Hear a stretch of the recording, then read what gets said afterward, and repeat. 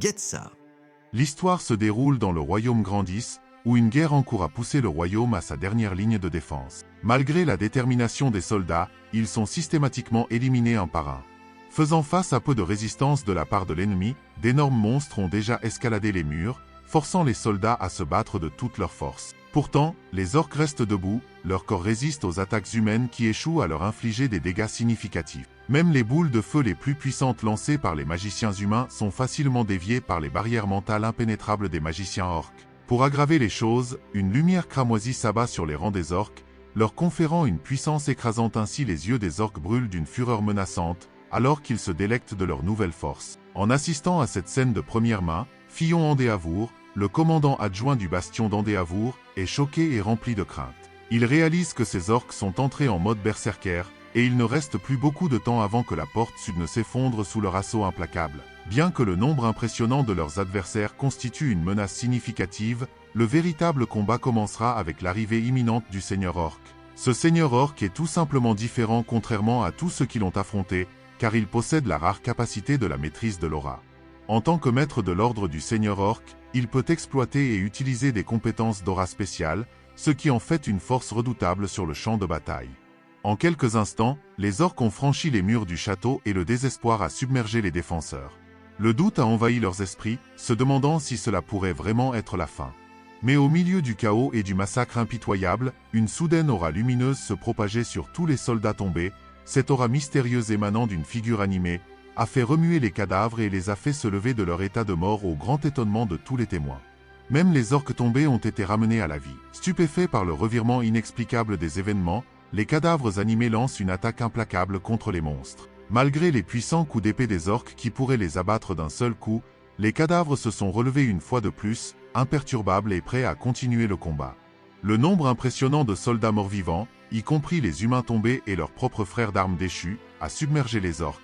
Il est devenu évident pour les spectateurs qu'un nécromancien était responsable de cette incroyable résurrection, les laissant perplexes quant à la présence d'un nécromancien dans une situation aussi désespérée. Alors que les rangs de cadavres animés se multipliaient à chaque minute qui passait, ils ont dirigé leur assaut vers le seigneur orc.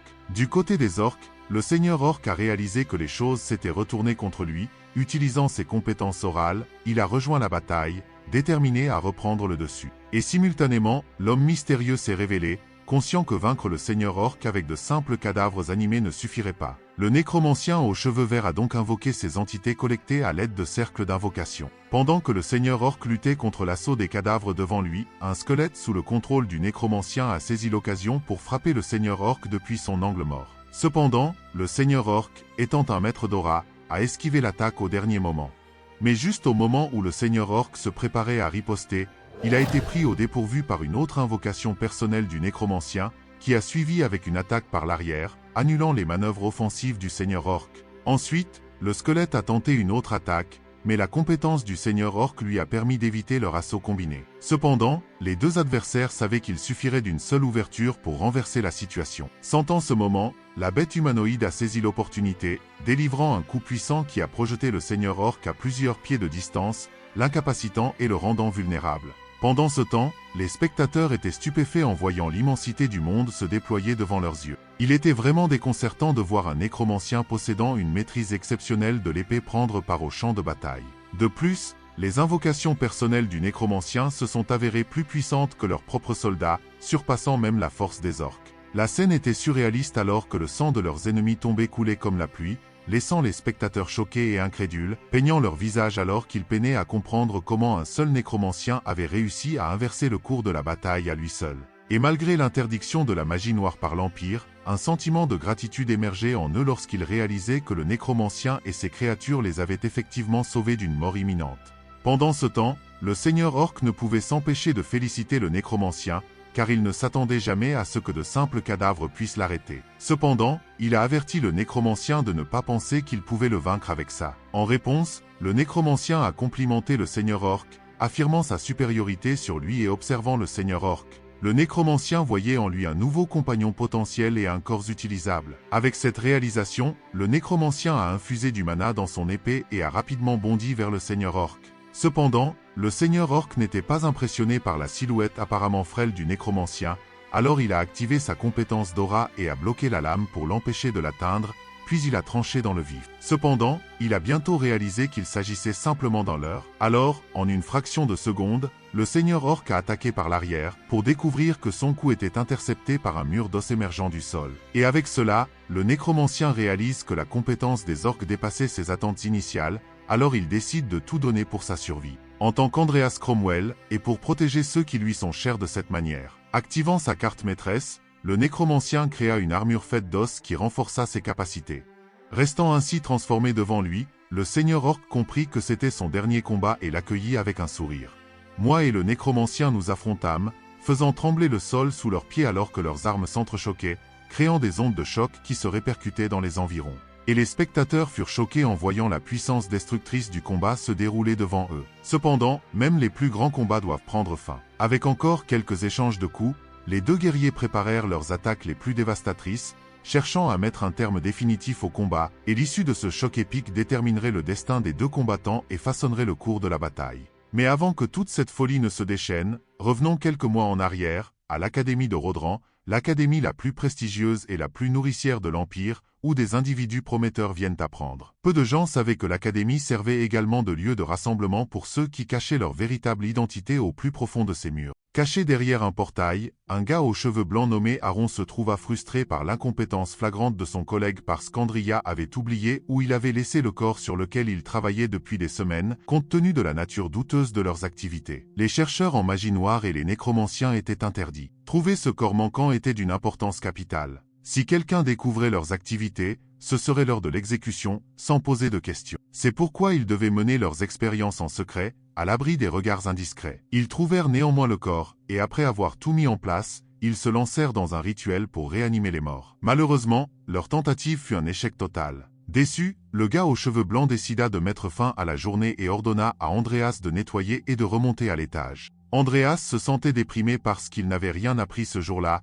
Il a commencé à nettoyer à contre-séhur. Il ne pouvait s'empêcher de penser que même si ce qu'il faisait était dangereux, il n'en retirait pas grand-chose. Mais abandonner n'était pas vraiment une option. Après tout, c'était le seul endroit où il pouvait mettre la main sur de vrais livres sur la magie noire. Quelques instants plus tard, Andreas est allé rendre compte au gars aux cheveux blancs qu'il avait fini de nettoyer. Mais bien sûr, ce n'était pas suffisant pour ce type. Si cela prend à Andreas une demi-journée juste pour faire le nettoyage, il se demande quand il pourra enfin faire un travail complet tout seul. Ce type sait vraiment comment énerver Andreas. Il a l'audace de se plaindre sans même prendre la peine de lui enseigner quelque chose. Alors le pauvre Andreas doit se débrouiller tout seul, tout en gardant la bouche fermée, car un faux mouvement et il pourrait devenir le prochain sujet d'expérience. Mais maintenant, ce gars aux cheveux blancs teste vraiment la patience d'Andreas. Il prévient Andreas qu'il ne tolérera pas un autre échec, comme si Andreas ne le savait pas déjà. Mais il sait aussi que son maigrichon n'aurait aucune chance contre le grand-père devant lui. Alors, pour l'instant, Andreas accepte, et le grand-père lui donne une autre chance. Avec cela, il dit à Andreas d'aller au cimetière national de Binalé et de lui apporter un autre corps. Et alors qu'Andreas s'apprêtait à partir, le gars aux cheveux blancs lui rappela que c'était lui qui l'avait pris en charge malgré le fait qu'il soit orphelin. Alors, Andreas devait constamment prouver qu'il valait la peine d'être gardé. S'il n'y parvenait pas, il savait déjà ce qui se passerait,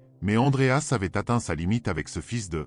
Ses yeux le fixaient sans expression, et dès que le gars aux cheveux blancs lui permit de partir, Andreas partit sans hésiter un instant. Mais Andreas ne pouvait s'empêcher d'être en colère contre le grand-père pour être si radin. Le vieux schnock ne lui a même pas donné les maudits frais de déplacement. Et pour aggraver les choses, il a remarqué que les autres étudiants de merde le regardaient comme s'il était un fantôme. Ça l'a vraiment mis en rogne, alors il a poussé tout le monde sur son passage et est passé devant eux. Il était aussi en colère contre lui-même parce qu'il n'avait pas la moindre idée de comment sortir de ce pétrin, car il est maintenant à l'intérieur du corps d'Andreas Cromwell, un étudiant de 3e année considéré comme peu talentueux et un orphelin issu d'une famille déchue. Il était l'incarnation de quelqu'un que le destin favorise avec les forts et écrase les faibles. Il était l'étudiant le plus mal noté de l'académie, un méchant de 3e classe, le genre de personnage que personne ne voulait incarner. Mais même s'il ne le voulait pas, il devait continuer à vivre en tant qu'Andreas parce qu'il était coincé dans le monde du jeu Gretzi. Mais avant de devenir Andreas, son nom était Makoto Kaneshiro. Il était autrefois membre des forces spéciales, mais il n'a pas pu s'adapter à la vie banale d'un simple membre de la société. La seule chose qui le soutenait dans son cœur était un jeu appelé Gretzi. On oublie tout et on s'immerge dans le jeu, cherchant du réconfort, et après 12 semaines de règne, il a enfin réussi à le terminer. Cependant, son triomphe fut de courte durée. Quelqu'un qui connaissait ses informations personnelles et ses habitudes de jeu l'a appelé, le prenant par surprise. Dans la panique, il a essayé d'éteindre son ordinateur instantanément, mais à sa grande stupéfaction, il s'est retrouvé transformé en un personnage du jeu, un an avant même que l'histoire principale ne commence. Andreas, un personnage toujours suivi par l'ombre de la mort. Pourquoi, me demandez-vous? Parce que tous les personnages du jeu traversent le même événement. Ils découvrent l'identité de Charon et s'unissent pour le vaincre. Maintenant, si Andreas ne trouve pas un moyen de s'échapper de Aram avant le début de l'histoire principale, il sera coincé à s'impliquer avec les personnages principaux et leurs quêtes dangereuses. Il n'a pas d'autre choix que de devenir plus fort avant que tout ne commence. Heureusement, en tant que joueur qui a joué pendant 13 semaines, il reçoit 2 traits spéciaux. L'un d'eux est aléatoire. Il a obtenu le trait Dual Core, qui lui permet d'utiliser à la fois la magie et l'escrime. Cependant, augmenter les 2 traits est devenu 2 fois plus difficile, mais il doute de pouvoir survivre en se concentrant sur un seul. Il lui reste donc l'autre trait principal qu'il peut choisir. Il est crucial qu'il en choisisse un qui se synchronise le mieux avec sa nécromancie. Après tout, ce n'est pas tous les jours que vous vous retrouvez à combattre des forces maléfiques avec une poche pleine de cadavres et un ensemble de compétences à moitié éclatées. Alors, Andreas ouvre la fenêtre du système pour choisir sa caractéristique, et mon Dieu, il y a beaucoup d'options à choisir. Il y a le chemin des armes chinoises Dao où il devient une armurerie ambulante, ce qui serait parfait pour récupérer des mouvements intéressants de ses ennemis. Tueur de Dieu pour quand il se sent extra ambitieux et même l'araignée rusée, parce que qui ne veut pas être un arachnide furtif à 8 pattes ou devenir Spider-Man dans un monde fantastique? Mais aucun de ses choix ne se synchronise vraiment avec sa compétence de nécromancie. Andrea, étant le gars intelligent qu'il est, décide de regarder ceux qu'il n'a pas encore vus. Il est certain que la solution réside dans ses compétences non découvertes. Et juste comme ça, son attention est instantanément attirée par le trait d'évolution. C'est le phénomène qui prend une créature vivante et la transforme en quelque chose de plus grand et de meilleur. Andreas réalise qu'il n'a pas encore rencontré ce trait dans le jeu et ce dont il a vraiment besoin maintenant, c'est quelque chose qui l'aidera à dépasser ses murs de château et à devenir une force à prendre en compte. Même sans avoir besoin de réfléchir davantage, Andreas choisit le trait d'évolution. Soudain, un aperçu du futur s'insinue dans son esprit. Il imagine les choses incroyables que ce trait lui apportera dans ce monde. Avec sa nouvelle confiance, il sait qu'il ne survivra pas seulement, mais conquérera également ce jeu. En tant qu'Andreas, l'évolué est l'invincible.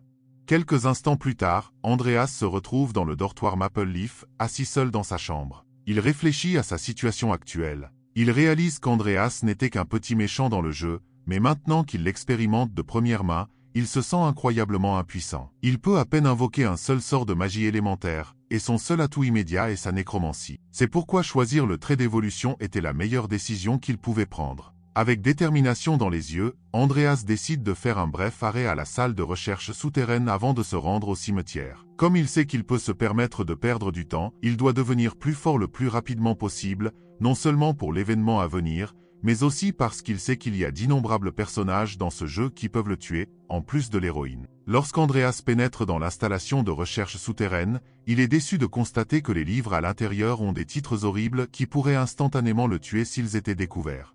Pour aggraver les choses, il y a quelque chose dans la pièce qui pourrait le tuer et d'après ce qu'il a observé hier, il est clair qu'elle est un vampire. Les vampires dans ce jeu ne sont pas affectés par la lumière directe du soleil et possèdent une magie puissante. Elle n'est pas le genre d'être que Charon peut facilement attraper. Elle est comme un boss de milieu de partie, à la surprise d'Andreas, le vampire l'appelle et lui propose de l'aider à s'échapper. Elle promet que s'il la laisse sortir, elle tuera Charon. Elle sait, il a peur que Charon finisse par essayer de le tuer. Cependant, Andreas reste imperturbable car, comme on pouvait s'y attendre d'un vampire, elle a vu à travers sa prudence envers Charon. Il réalise qu'il n'agit plus comme Andreas depuis un moment maintenant, alors peut-être que c'est pourquoi elle s'est approchée de lui. Curieux, il lui demande ce qu'elle ferait s'il la libérait, sachant qu'il n'y a aucune garantie qu'elle le laissera partir en toute sécurité. En réponse, le vampire jure qu'elle ne le tuera pas. Mais Andreas n'est pas un idiot. Il sait qu'un être supérieur comme elle ne tiendrait pas simplement une promesse pour l'humain, alors il ne croit pas aveuglément ses paroles sans prendre de précautions. Il lui dit qu'il a besoin d'y réfléchir, comprenant que trahir son professeur tout de suite entraînerait des conséquences gênantes. Le vampire n'est pas enchanté par sa réponse, mais elle ne peut pas lui faire de mal au-delà des limites de la cage. Andreas monte dans le train pour se rendre au cimetière.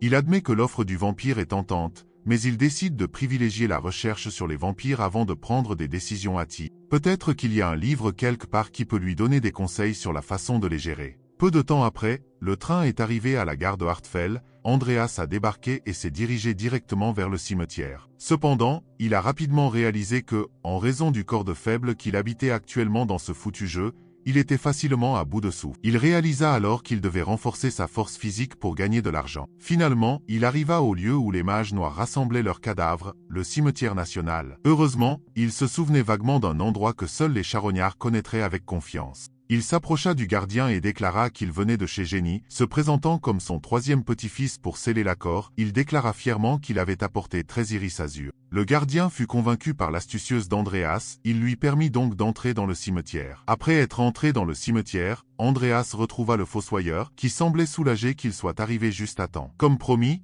le fossoyeur montra à Andreas le cadavre du chevalier. Reconnaissant pour l'opportunité, Andreas tenta de faire rentrer le cadavre dans sa valise, luttant un peu en raison de sa faible constitution. Finalement, il réussit à le faire entrer, prêt à partir avant qu'il ne soit trop tard. Cependant, son attention fut soudainement attirée par une tombe familière à proximité. À l'examen plus attentif, Andreas réalisa qu'il avait déjà vu le nom sur la pierre tombale quelque part, puis tout à coup, ça lui revint. Dans son esprit, il n'en croyait pas ses yeux. La tombe appartenait au maître de l'aura Nickel Laifi, quelqu'un qui avait passé des décennies dans un entraînement isolé dédié à la voie de l'épée et était devenu un maître estimé. Mais hélas, même après avoir atteint une telle maîtrise, il a rencontré sa fin en raison de la vieillesse. C'était l'un des easter eggs du jeu, bien qu'Andreas ne puisse s'empêcher de se demander pourquoi il l'avait inclus en premier lieu dans ce monde. Cependant, personne ne savait que Nickel était devenu un maître de l'aura à la fin. Après avoir envisagé les options, Andrea a réalisé que s'il créait un chevalier de la mort en utilisant le corps de Nickel, il deviendrait invincible. Cependant, il savait aussi que même Charon ne pouvait pas créer un chevalier de la mort de haut rang, mais après y avoir réfléchi, il a décidé de le faire quand même, car s'il évolue, ce sera une autre histoire. Il a besoin d'un corps avec de bonnes capacités latentes. Il a payé le fossoyeur pour lui permettre de prendre un autre corps avec lui. Mais avant même qu'il puisse mentionner lequel, le fossoyeur a immédiatement refusé, craignant de compromettre sa position. Le fossoyeur a insisté pour qu'Andreas obtienne d'abord la permission de Charon, alors sans choix, Andreas a sorti un objet pour convaincre le fossoyeur de le reconsidérer. Il a examiné de plus près et a découvert que c'était une bague gravée de l'écusson du comte. Se rendant compte que la vendre pourrait lui rapporter une fortune, le fossoyeur ne pouvait pas croire qu'il la lui offrait. Choqué par le geste, il a hésité, doutant de son authenticité. Cependant, Andreas l'a assuré que la bague était bien réelle. En tant que mage, Andreas valorisait avant tout les résultats et l'avait caché à son professeur. Convaincu par la sincérité d'Andreas, le fossoyeur a finalement cédé au pot de vin. Andreas ne put s'empêcher de sourire à son stratagème réussi. Malgré le fait que ce soit la bague d'une maison noble déchue, son charme était toujours irrésistible, et il savait qu'elle l'aiderait dans sa quête de pouvoir. Avec le pot de vin réussissant à persuader le fossoyeur, Andreas a obtenu la permission de prendre le cadavre de Nickel Laifi. Le cadavre de Nickel était remarquablement bien conservé et Andreas ne pouvait contenir son excitation. Le futur clair qu'il avait vu hier commençait enfin à se dérouler. Le lendemain arriva, et ils commencèrent à examiner le cadavre qu'ils venaient d'acquérir. Il semblait être un corps utilisable, ce qui le satisfaisait, et à sa manière habituelle, il ordonna à Andreas de s'occuper des réactifs pendant son absence, ainsi que des conséquences. Alors qu'Andreas ne pouvait s'empêcher d'être surpris par l'audace de ce vieux fou, il venait de rentrer et maintenant il recevait à nouveau des ordres. Mais malgré son agacement, il suivit à contre-séhur les ordres car après tout, il savait qu'il accomplissait mieux les corvées quand il est irrité. Peut-être était-ce un étrange instinct corporel qui se manifestait. Il devait finir cela rapidement pour pouvoir commencer à étudier tout de suite. Et ainsi, il procéda à la tâche. Cependant, alors qu'il nettoyait, des doutes s'insinuèrent dans son esprit. Se demandant s'il pouvait vraiment utiliser le corps de Nickel à son niveau et avec ses compétences actuelles, car il était assez sûr qu'avec son niveau de compétences, les squelettes étaient ce qu'il pouvait manipuler pour l'instant. Et bien qu'il puisse être possible d'évoluer les choses avec le trait d'évolution, il ne pouvait pas en être certain car il ne l'avait pas encore essayé. De plus, il n'avait même pas l'argent pour pratiquer sur un autre corps. Soudain, le train de pensée d'Andreas fut rudement interrompu par le vampire persistant de l'autre côté de la cage. Elle exigeait de savoir combien de temps il comptait la faire attendre. Agacé par son attitude pleurnicharde, Andreas rétorqua qu'elle aurait dû dormir et qu'il n'avait pas le temps de s'occuper d'elle. Cependant, le vampire ne renonça pas à essayer de le convaincre une fois de plus qu'elle ne le tuerait pas. Fatigué de ses bavardages incessants, Andreas décida de s'approcher d'elle pour régler la question une fois pour toutes. Le vampire, pensant avoir le dessus, sourit avec suffisance, attendant qu'il parle. Alors qu'Andreas ne pouvait s'empêcher de se demander comment Charon avait réussi à maîtriser le vampire, le livre qu'il avait obtenu plus tôt lui fournit la réponse, perdu dans ses pensées. Le vampire devint curieux de savoir pourquoi il restait silencieux en la fixant, elle se demanda s'il doutait encore, mais Andreas continua de rester sans réponse. Il l'incita à se dépêcher de se décider, la prévenant qu'elle pourrait quand même le tuer s'il la libérait. Mais alors qu'elle se retournait, Andreas la surprit en déclarant qu'il la laisserait sortir. Il ne pouvait plus supporter de lécher les bottes de Charon. Le vampire était excité d'être enfin libéré de ses entraves, mais Andreas avait une condition avant de lui accorder la liberté. Il exigea qu'elle jure sur le nom de sa famille de ne pas le tuer, et tandis qu'il disait cela, Andreas observait sa réaction. Et d'après celle-ci, Andreas déduisit que le contenu du livre était vrai. Lorsqu'un vampire jure sur le nom de sa famille, il lui est interdit de rompre la promesse. Étonnamment, le vampire accepta volontiers ces conditions, jurant sur le nom de Lucifer. Cette facilité d'acceptation prit Andreas au dépourvu, ajoutant aux surprises, une fenêtre système apparut pour lui signaler qu'il avait rempli les conditions et qu'un spécimen évoluable avait été détecté. Le vampire s'appelait Angela Lucifer. Sa probabilité d'évolution était de 55%. Cette révélation stupéfia Andreas, car la probabilité d'évolution apparaissait simplement parce qu'elle avait juré. Il semblait qu'il pouvait l'utiliser sur d'autres entités en dehors de ses invocations. C'était sa chance de le tester avant de l'utiliser sur Nickel, car tout accident ne serait pas de sa faute. Pendant qu'Andreas contemplait sa prochaine action, le vampire supposa qu'il l'avait trompé, mais dès qu'il appuya sur le bouton oui de sa fenêtre système, une soudaine vague de mana la pénétra, la faisant hurler comme jamais auparavant. Haletant et bavant sur le sol, le vampire exigea de savoir ce qu'il lui avait fait. Mais avant qu'elle puisse finir sa question, une autre vague d'oral la remplit à ras-bord, la faisant pousser un cri une fois de plus. Cette fois-ci, elle atteignit sa limite et s'évanouit instantanément. Andreas se retrouva désemparé, incertain de ce qui s'était exactement passé. Il dit au vampire inconscient de se ressaisir, mais sans réponse. Il ne put que jurer de frustration. Maintenant, il n'avait aucune idée s'il avait réussi ou non, mais puisqu'Andreas avait appris une chose de plus sur le trait d'évolution, il décida de continuer son entraînement. S'il pouvait faire évoluer toutes les entités qui n'étaient pas ses invocations directes, alors il pouvait certainement l'appliquer sur lui-même. Alors, il pensa que ça devrait aller pour invoquer Nickel maintenant. Il prépara les cercles magiques et les objets et commença à invoquer le squelette. Au fur et à mesure que le processus d'invocation commençait, la fenêtre système apparut, informant Andreas que la nécromancie de base avait été activée et qu'un cadavre avait été détecté. La cible capable d'exercer la nécromancie avait été détectée, ce qui entraîna l'application d'effets supplémentaires. Par conséquent, il récupéra son corps, mais la quantité de mana nécessaire pour invoquer un seul squelette était écrasante, ce qui fit paniquer Andreas. Cependant, en voyant le corps de Nickel se décomposer rapidement et prendre la forme d'un squelette, il sut que l'invocation avait réussi. Il reprit son calme, et la modification du système révéla qu'il avait invoqué un squelette légendaire, augmentant son niveau d'invocation de squelette de 1 à 3. De plus, le niveau du cadavre était extrêmement élevé, ce qui entraîna l'application de bonus de statistiques, le transformant en soldat squelette. Comme le niveau du cadavre était transcendant, il conservait une partie de sa conscience passée. Avec une telle progression, Andreas se sentit soulagé, cela dépassait ses attentes. Le squelette devint même d'un grade supérieur à un squelette ordinaire, et même ses traits étaient impressionnants. Et le trait de maîtrise l'étonna, penser qu'un squelette possédait un tel trait était vraiment choquant. Cependant, cela avait du sens, car la maîtrise était un état d'être au sommet ou à l'étape ultime de la compétence. Elle était accessible par l'effort et la croissance. Il ne faisait aucun doute que Nickel avait vraiment été un maître d'épée de son vivant. De manière inattendue, le squelette communiqua avec Andreas par la langue des signes, exprimant qu'il serait sous sa garde. Cela fit sourire Andreas, réalisant que le même sentiment s'appliquait à lui. Quelques instants plus tard, Andreas se retrouva de nouveau dans sa chambre d'étudiant, fixant la pelle. Il semblait qu'il restait encore environ 1 an avant la mort de Charon, et s'il voulait survivre, il y avait beaucoup de choses qu'il devait faire. Heureusement, même s'il laissait son habileté d'invocation tranquille, sa compétence continuait de monter. Quoi qu'il en soit, Andreas décida de laisser Nickel sortir de la pièce pour l'instant. Cependant, il réalisa rapidement que ce serait mauvais si quelqu'un le voyait dans son état actuel, alors il décida de l'habiller d'abord. Après quelques instants, Nickel avait l'air d'un homme neuf, et Andreas était convaincu que peu importe comment quelqu'un le regardait, Nickel semblait tout à fait humain. Surpris, Nickel commença à brandir son épée imaginaire, confirmant que la description de l'Easter Eggs était vraie. Il était mort pendant son entraînement, et il continuait à s'entraîner même s'il était mort. Mais c'était une bonne chose pour Andreas de toute façon. Alors, cela ne le dérangeait pas, et il laissait Nickel brandir son épée imaginaire quand il le voulait. Et puisqu'Andreas avait enfin trouvé un moyen de cultiver son trait de double navire, il demanda à Nickel de lui enseigner l'escrime. Après tout, qui mieux que le maître d'épée qui continuait à s'entraîner même dans la mort pour apprendre?